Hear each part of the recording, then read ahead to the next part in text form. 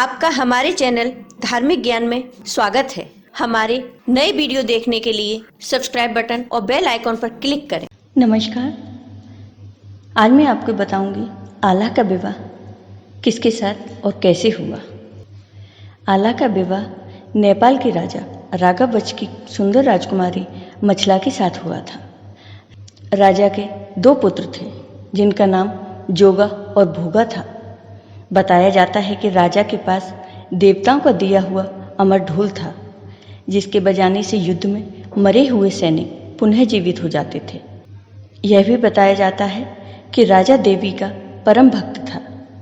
देवी राजा को संभावित युद्ध से आगाह कर देती थी एवं युद्ध होने पर देवी स्वयं राजा के पक्ष में युद्ध करती थी। राजा की बेटी जब विवाह के योग्य हुई तब राजा ने बेटी का टीका देश के विभिन्न राजाओं के पास भेजा। टीका में लिखी शर्तों के कारण एवं देवी व अमर ढोल के कारण राजकुमारी का टीका देश के किसी राजा ने स्वीकार नहीं किया। जब टीका किसी ने स्वीकार नहीं किया तो राजा ने राजकुमारी का स्वयंवर करने का फैसला किया। स्वयंवर में भाग लेने के लिए देश के विभिन्न राजाओं को न्योता भेजा गया, लेकिन राजा की महोबे के राजा परमल से शत्रुता थी।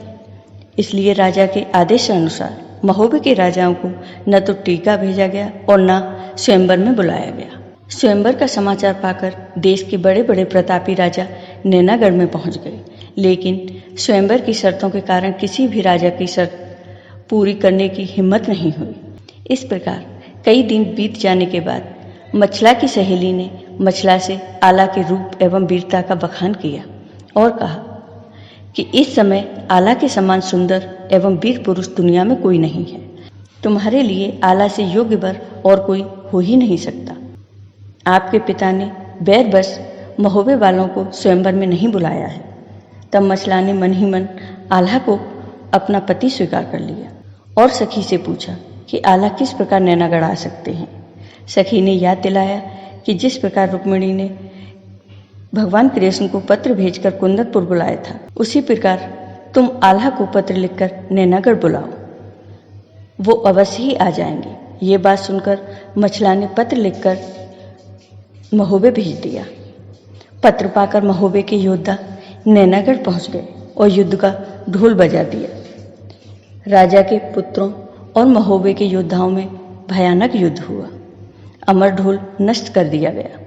नैना देवी युद्ध भूमि में आ गईं। देवी से बड़ी वीरता से मलखान ने युद्ध किया तथा मलखान ने देवी के सिंह पर वार किया, जिससे देवी मलखान पर प्रसन्न हो गई और देवी ने मलखान का शरीर वज्र का बना दिया और अपने धाम चली गई। अब विवाह में एक शर्त बची थी कि लड़के को गर्म तेल में स्नान करना होगा।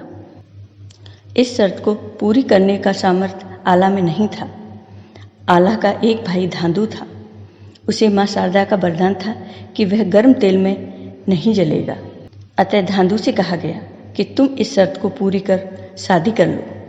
धांधु ने शर्त पूरी कर दी, लेकिन मछला ने धांधु से विवाह करने से इनकार कर दिया। इसके बाद ऊदल और मलखान ने धांधु से मोहर लेकर आला से मछला की शादी करा दी और वो मछला को लेकर महोबे लौट आए। इस बात से धांधु अपने भाइयों से नाराज हो गए और धांधु नाराज होकर दिल्ली चले गए, जहां वो पृथ्वीराज चौहान के पास गए। पृथ्वीराज चौहान ने उनको अपना सेनापति नियुक्त कर दिया और धांधु जीवन भर पृथ्वीराज चौहान के साथ ही रहे। आपको ये वीडियो पसंद आया हो तो कमेंट बॉक्स में कमेंट करके ज़रूर बताइए। साथ ही मेरे वीडियो को ज़्यादा से ज़्यादा शेयर करिए। धन्यवाद।